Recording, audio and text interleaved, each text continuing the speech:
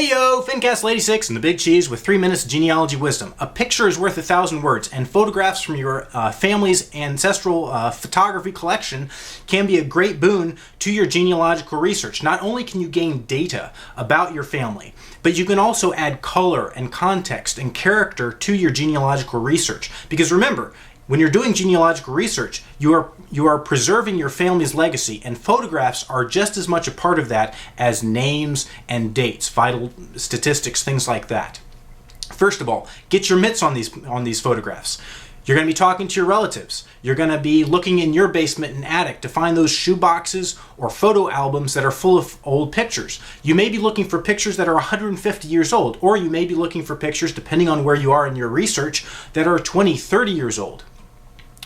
Remember, look on the other side of the picture to find any kind of writing. There might be names, dates, places that can add to your understanding of your family history.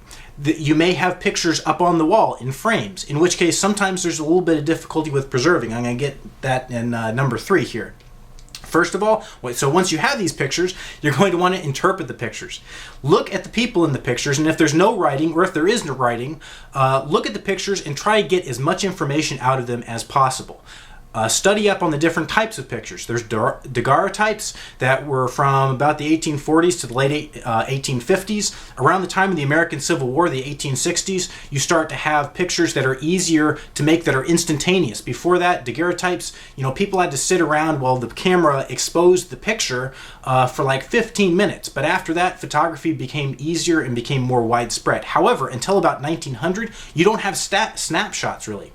So unless your ancestor was lucky enough to get photographed, say, out in the field of battle by Matthew Brady, most of your pictures are going to be portraits. They're going to be taken by a professional photographer. After about 1900, Kodak Eastman Company started coming out with box cameras, brownies, things like that made snapshots possible. So you could take pictures outside, you could take informal pictures of your family doing activities, things like that. So analyze the type of picture that you're looking at. Look at the people who are in it, and from what you know from vital statistics and other data that you already have in your family tree, determine when that picture was made.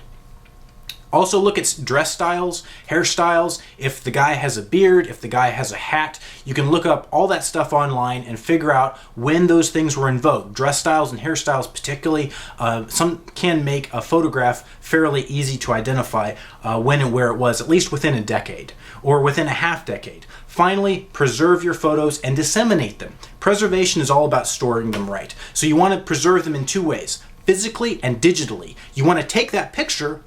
If it's a picture that you think has historic value, by the way, talk to a museum, talk to your local museum or historical society and find the best way to preserve it. And you might want to donate it to a museum if there's significant historical value.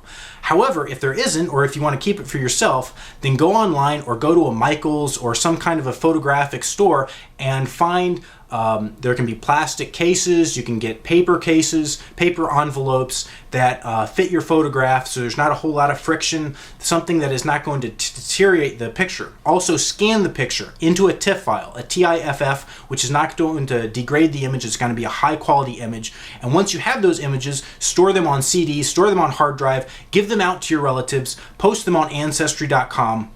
You want to diversify the storage of your pictures in both physical but also digital formats, because this is your family's heritage. Good luck. My coffee's getting chilled. Cheers.